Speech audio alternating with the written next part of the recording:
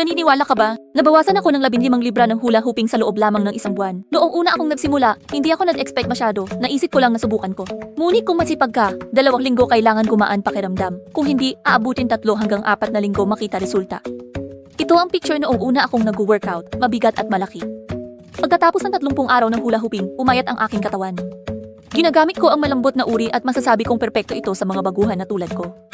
Hindi na kailangan tumakbo ng marami, walang ingay na nakakaapekto sa mga kapitbahay. Tumayo lang sa isang lugar at bahagyang umiling para maigalaw ang buong katawan. Ang malambot na singsing ay hindi lamang nagdudulot ng sakit, kundi yumakap din sa baywang, na ginagawang madaling kontrolin ang paggalaw. Pinipilitan itong gamitin ang iyong EBS upang gawin ang mga ehersisyo upang mas mabilis ang magsunog ng tara. Sa totoo lang, ang 20 minuto ng malambot na hula hooping ay nagkakahalaga ng 1 oras ng hard hula hooping.